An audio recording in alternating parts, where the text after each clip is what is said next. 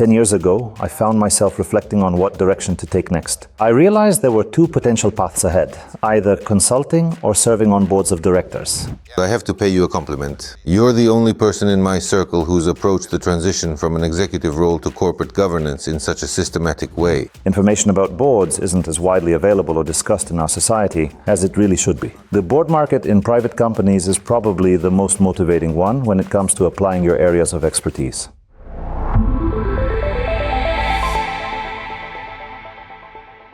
Colleagues, welcome to the Boards of Directors with Sergiy Bulavin channel. You're probably wondering, where is Sergiy Bulavin? He'll be joining us. Today we'll be interviewing him. Sergiy, welcome aboard.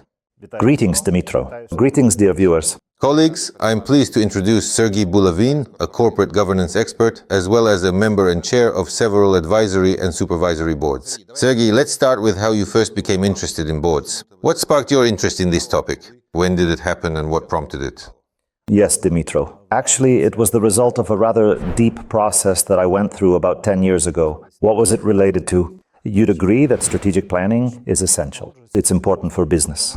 I believe it's important for an individual as well, for a professional who is planning their career. About 10 years ago, I started thinking about what I wanted to do next. I realized that the time I had spent in executive roles would sooner or later come to an end. I needed to define a new focus for my career. When I analyzed the opportunities that could arise after an executive career, I saw two potential paths: consulting or serving on boards. I started learning more about boards of directors and, well, I really liked that direction. A very large part of my professional career was closely connected with private equity, and accordingly the crucial issue of strategizing is something I was constantly and deeply involved with while working at this field, and I clearly saw great value in this for effectively applying it in a corporate director's career. After I understood what a corporate director actually is and how a board of directors functions, which, by the way, took me some time, I decided to focus on that and develop myself in this area. So I said to myself, okay, this will be my strategic goal. What do I need to do to make sure that in 10 years, across two stages, 5 years plus 5 years, I've completed my executive career and I'm fully focused on serving on boards? I have to give you a compliment. You're the only person in my circle who's approached the transition from an executive role to corporate governance in such a systematic way. And that's actually very, very interesting. If we take, for example, some of our colleagues, the ones we know personally, or even those we've met during our interviews and discussions, some of them approach this transition more systematically, others less so. But in my case, if I hadn't given it proper attention, I don't think I'd be able to work with boards in the way I do now. Still, why did you decide to end your executive career, which was a very successful one? Well, first of all, it's truly exciting and inspiring to work within a single company, to set strategic goals, drive the organization forward, and lead transformation processes toward those goals. It's genuinely fascinating and motivating work. But I realized that over time, I was accumulating expertise that could be applied not just in one company, but across different businesses and industries. And I thought it would be interesting to share that expertise with others, to help move not just one company, but several toward their strategic objectives. That's one side of it. The other is diversification, and in a way that's also very important, diversification of income. When you work for a single company, you're entirely dependent on the prospects of that role and that company. On the other hand, as you help a company grow in a particular direction, there eventually comes a point when further development requires different expertise, and someone with another background and experience may become more valuable. And I understood that. That's why I decided that, in any case, I needed to prepare for the end of my executive career. So, as you mentioned, about 10 years ago you started studying this area, made that decision for yourself and set a strategic goal. And what steps did you take to achieve this goal that you have reached today? At first, I studied a lot of materials online. I watched courses, interviews, and programs related to boards of directors. I also focused on researches about boards. Unfortunately, there was very little information available from Ukrainian sources, and there wasn't much 10 years ago either. So I mostly focused on international experience, and through that I developed my own understanding and vision of how, as a potential board member, I could bring value. Based on that, I identified what I needed to have in order to become a corporate director. Starting from formal education and ending with personal PR and brand development, and I began working in these areas. I graduated from the Ukrainian Corporate Governance Academy and later completed programs at the Institute of Corporate Governance and the Corporate Governance Professional Association. All right, so you completed your education. What came next? How did you get your first board role? What did that process look like? What did you do to achieve it? Yes, and that was also part of my plan. From the very beginning, my strategic plan included developing competitive advantages, the ones I believed would be essential for becoming a corporate director. So you basically did a SWOT analysis of yourself. Yes, exactly, a SWOT analysis of myself and my areas of expertise. I decided that the areas of my expertise most relevant and potentially valuable for boards were strategic development, extensive experience in emerging markets, and a private equity approach to business growth. Moreover, I realized that this expertise would be especially useful for international companies that operate or are just entering emerging markets. So I decided to focus entirely on international companies that were either active in or preparing to enter emerging markets, including Ukraine. I also looked beyond Ukraine to Africa, Asian countries, and identified development financial institutions and sovereign wealth funds that had signed the corporate governance framework. This framework essentially outlines their commitment to implementing corporate governance practices in the businesses they invest in. I tried to demonstrate to them that I could bring value to their boards as a board member, but unfortunately, nothing came of it. Still, that experience was extremely interesting because I met many fascinating people working in DFIs and sovereign wealth funds, but I didn't achieve my goal. I didn't manage to secure a board position connected with those organizations. So after that, I decided to change my approach and started considering state-owned companies. Unfortunately, or in hindsight, fortunately, I wasn't selected for any of the supervisory board roles I applied for. Looking back, I'd say that was probably a good thing because it led me to discover the private board market, which, in my view, is the most interesting and motivating one in terms of applying your areas of expertise. So, tell me about your first board. That was the next step in this experiment, to actually create a board. I already knew a number of business owners, and one of them really liked the idea. At that time, his company was at a stage where it needed to focus heavily on strategy and long-term development. After a series of discussions, he agreed to introduce a board in his company. That became my first experience of implementing a board in a business, and also my first experience of serving on one, first as the chair and later as a board member. How many boards are you currently serving on? That's actually a difficult question because each company often consists of several business directions. Typically, when you join a board or an advisory or supervisory board of a Ukrainian business, you realize that you're not really working with just one business, but with several. It might be 2, 3, even 10. They usually refer to them as directions, but in fact these are separate businesses. Separate businesses, yes, and each of them requires individual, quite deep attention. Each direction or business unit, as they're sometimes called, has its own development strategy, its own budget, its own constraints, and its own people, and so on. So yes, these are separate businesses. That's why it's actually quite difficult to count them precisely. Still, just to clarify, how many boards are you currently serving on? Well, if you need a specific number, I'd say around 10. Around 10? Right. That's over time, historically. To date, the 2 boards on which I serve on a pro bono basis are the board of CGPA, the Corporate Governance Professional Association, and the board of TerraMet. For those, the activity is straightforward. One company, one board, one area of work. So that's easy to count. Other boards I serve for are much harder to quantify. Moreover, I'm now at a stage where I'm rethinking my approach to choosing which boards I work with. I've realized that constantly increasing the number of boards isn't the right strategy, because each one now requires much deeper involvement and a significant amount of time, so I decided it's better to focus on fewer boards but dedicate more attention and time to each of them. Let's talk about that for a bit. You mentioned that they now require more time, and indeed, if we look at the research you've published, it shows a kind of shift in focus, away from what we might call classical boards. So I'd like to start this part by clarifying. Most of the boards you're involved with are advisory boards, right? But there's a certain specificity to them. Let's talk about that a little.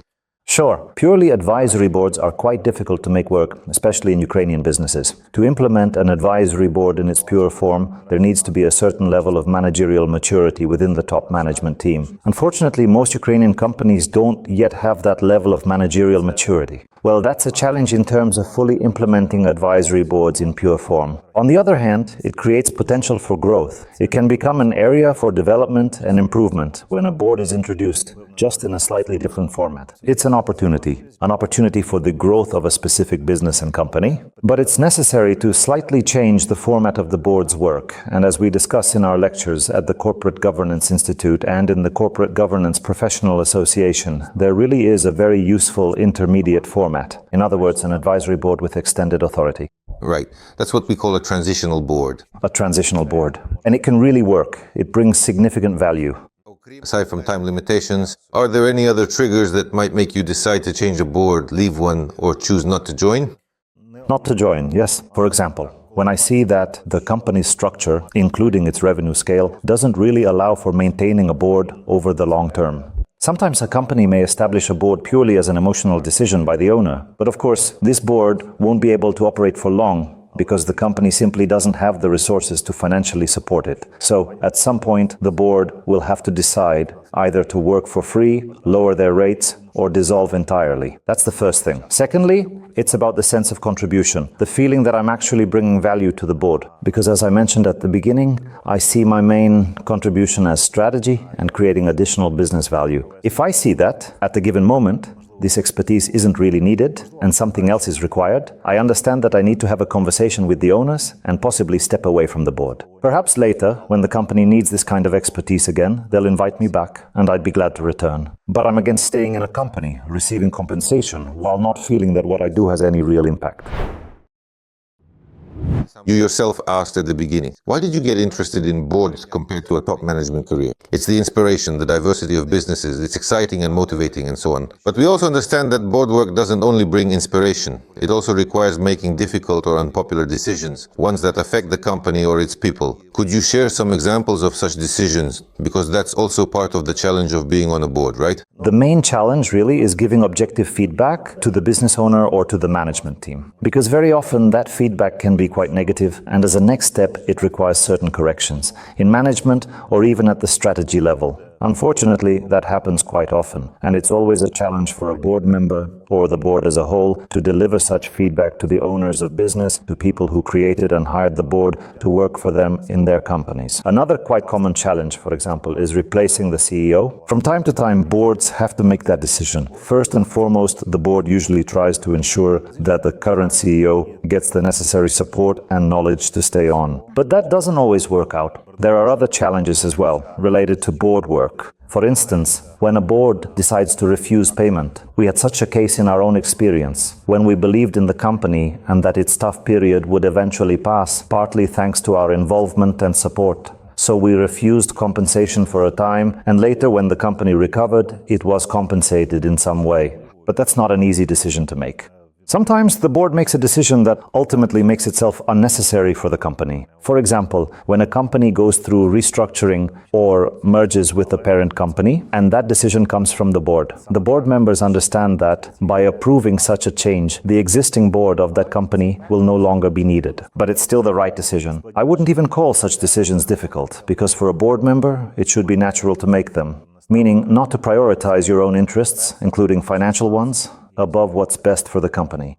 Now, the next question. You've asked this one to many people you've interviewed, but no one has asked you, why do private businesses even need boards? We're living through a full-scale war. The market and business environment are changing dramatically. On top of that, artificial intelligence is accelerating transformations across industries. And then there are the major geopolitical challenges, trade tensions, conflicts between countries and so on, all of which also require companies to transform. So business can no longer grow the way it used to. The experience that a CEO, owner or top manager gained in the past won't always be relevant in the future. That's exactly why boards are needed, to compensate for that gap and help management and owners reorient the company to current realities. Full-scale war is, of course, a major crisis.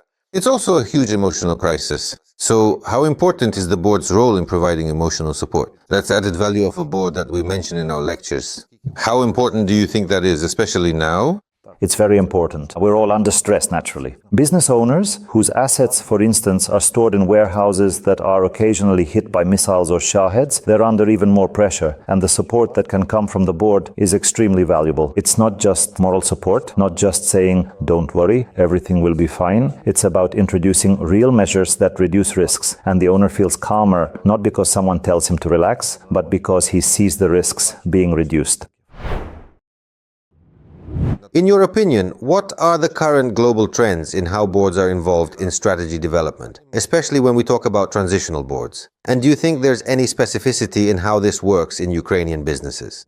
Yes, that's definitely considered a global trend. I personally don't yet have direct experience serving on boards of foreign companies, but I was the CEO of a foreign company, a public foreign company, whose shares were traded on Euronext Paris. That company, of course, had a board, but its work was fairly traditional. A classic supervisory board. A classic one indeed. However, from my communication with the international business community, colleagues I used to work with who now hold executive roles in foreign companies, and from observing the situation in Ukraine, it's clear that boards today are deeply involved in strategic work, especially in shaping company strategy. And I personally find that quite logical. The main workload of top management is focused on running operations, ensuring additional efficiency in day-to-day business processes. The board, meanwhile, always operates at the strategic level. As a result, the board accumulates a wealth of experience in strategy development across different industries, companies, and even jurisdictions. So the board essentially acts as a strategic advisor or methodologist in the strategy building process. On the other hand, the individual experience of board members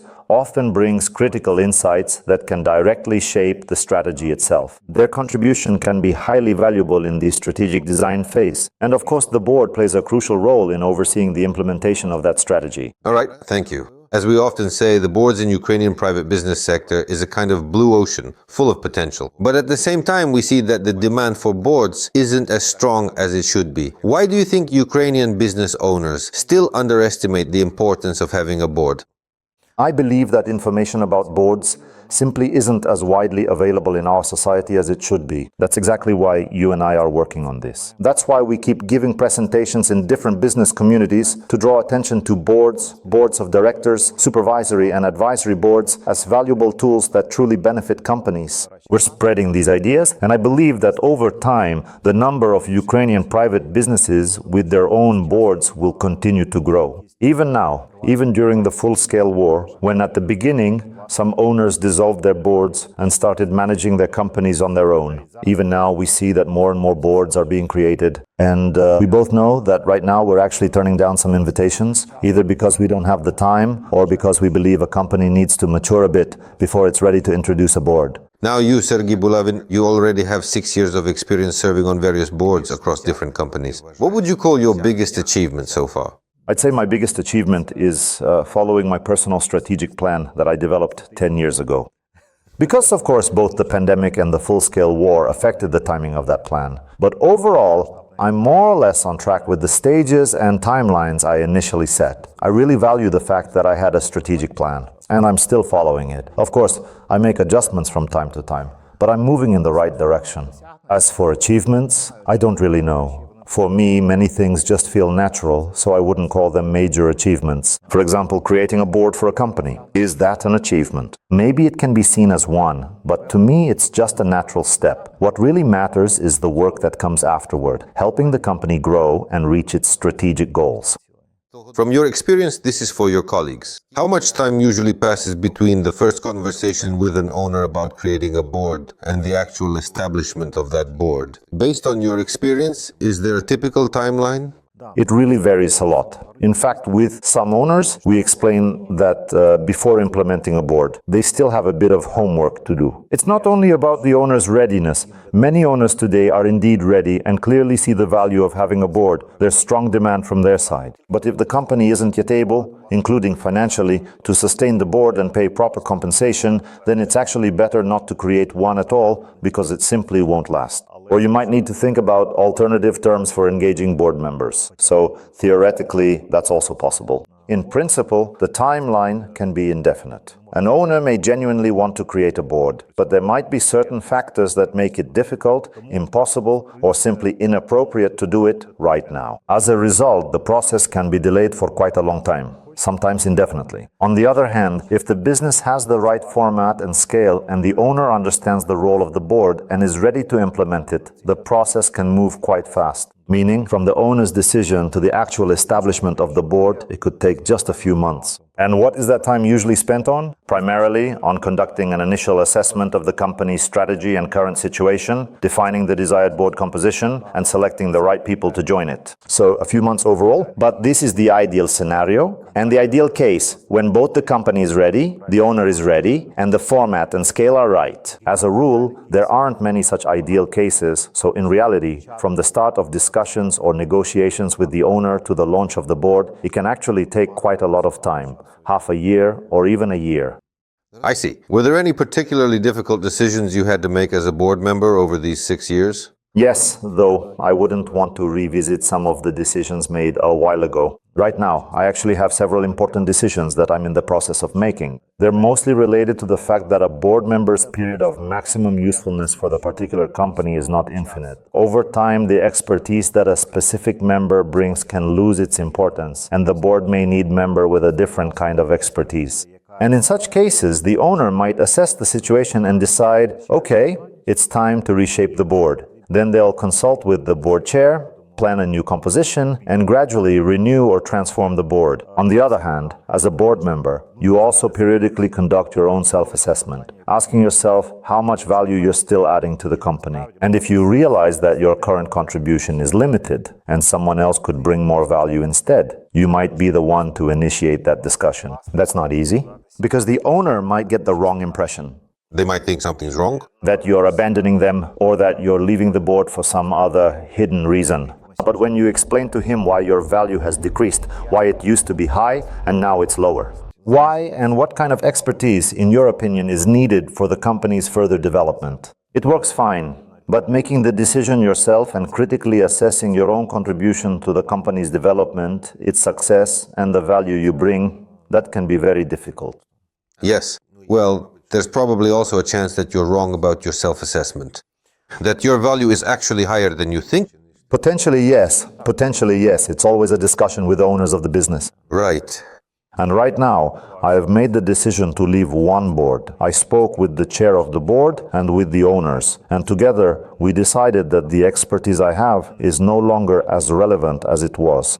At the beginning? At the beginning, yes.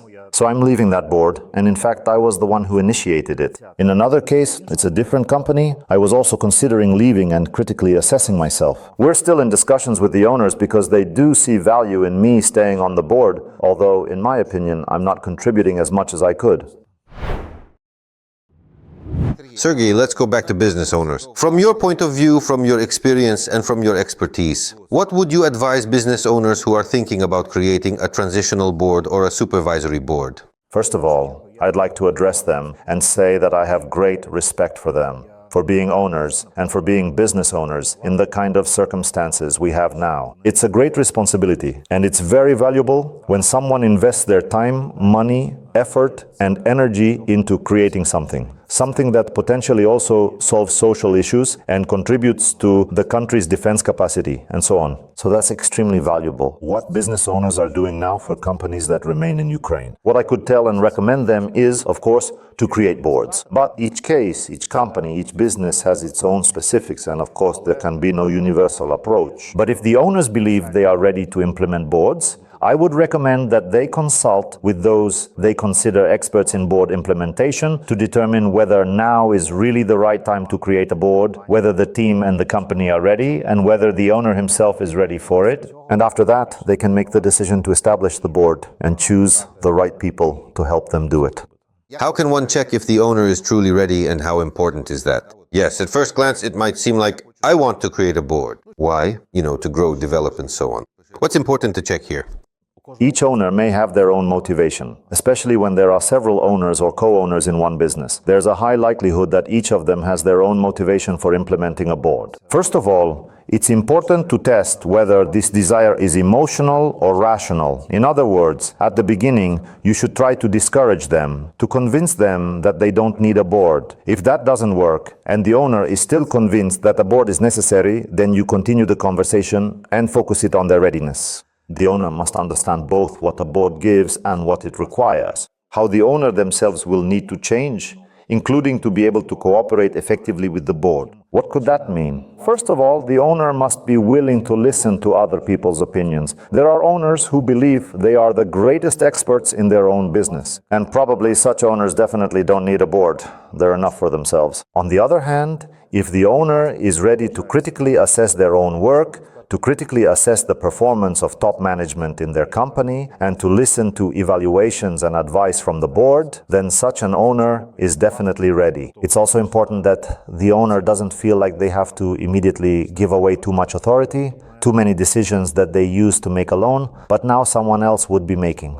Of course, owners might have doubts about whether they can delegate such powers to people they don't know very well yet, people who've only just been assembled into this new board. That's why there are softer forms of starting a board, beginning with an advisory board and gradually expanding its authority. When we create a board, we define the competencies needed and then select people who can cover those competencies as board members. Apart from that, in your opinion, is there anything else important when selecting board members? Yes, there are many excellent experts who can work very effectively on their own. But when you bring such experts together, they often don't form an effective team. But a board is a team, and it's not only about being able to express your opinion and act as a key player, but also about being able to listen to others and provide your feedback in a way that creates synergy together with other board members. Because synergy between board members is extremely important. When decisions are made and ideas are generated, the outcome should be greater, more effective, and more valuable for the company than just the sum of the individual capabilities of each member. What advice would you give to those who are now considering a career as an independent corporate director? First of all, it very much depends on the foundation that person already has, their profession, their abilities, the skills they possess. That's why I would suggest such a person first try to find a mentor who can make the transition from their current career to a career as a corporate director much easier. Look among their acquaintances. Maybe someone they know is already on a board and would be willing to be that mentor. Or they can reach out to me or to you. We'll help, advise, and show how to make this path easier so they don't repeat the same mistakes we made along our own career paths. On the other hand, of course, at some point, they'll need to go through proper training because the knowledge that a potential board member gained during, for example, an MBA or other education usually contains only a small part related to corporate governance and board work. That's why it's necessary to focus specifically on that trainings. In Ukraine, there are two schools that offer such certification programs. These are the UCGA Ukraine Corporate Governance Academy and the Corporate Governance Professional Association together with the Corporate Governance Institute. Each school has its own distinctions, and because of that, each of them shows corporate governance from a slightly different perspective. And to get the full picture, I recommend completing both programs. That's exactly what I did myself. I finished both UCGA and CGPA. And indeed, when you combine the knowledge gained from both, you get a complete understanding, and it's very useful for practical work. Yes, Sergey, thank you. And the last question, what trends, in your opinion, are there now in the development of boards? Well, if we speak about global corporate governance, the latest studies show that it is currently in a kind of crisis. The traditional board model that was established more than 100 years ago and worked effectively for a long time no longer meets the characteristics and challenges of today's world. So I believe that in the future, boards, whether advisory, supervisory, or transitional, will increasingly focus not only on oversight, but also on development. And this focus will keep shifting more and more toward development. Because what is development, essentially? It's what enables a company to survive under the current conditions. That is constant change, the need for continuous transformation to adapt to the market while finding and maintaining a competitive advantage. That's why I believe boards will increasingly focus on development and will become more involved in the company's work. Perhaps not down to the operational level, but certainly at the strategic level, which must be regularly updated as new risks, challenges, and opportunities appear. The board will meet more often and work more closely with the business. And what about Ukraine? In your opinion, are we ahead of these trends or are we still catching up? How would you assess it? I think that in some cases we are even slightly ahead of these trends. I've had conversations with foreign colleagues who serve on boards of directors in different countries, and they were surprised that in Ukraine, boards are being created not to attract investment or financing from banks, but to develop the business itself. Because in their view, boards are established primarily as a tool to attract money. The fact that Ukrainian business owners demonstrate a different approach, showing an understanding of the importance of strategy and the need for additional expertise that they gain through the creation of a board, I believe that shows Ukraine is actually ahead of this global trend compared to other countries. At the same time, Ukraine remains part of the general global direction. Boards need to be more engaged in company operations and more focused on growth and development. I agree with you that in some aspects we are indeed ahead of the world in terms of development. Colleagues, thank you very much for joining us. And see you in the next episodes of Boards of Directors with Sergiy Bulavin channel. Goodbye.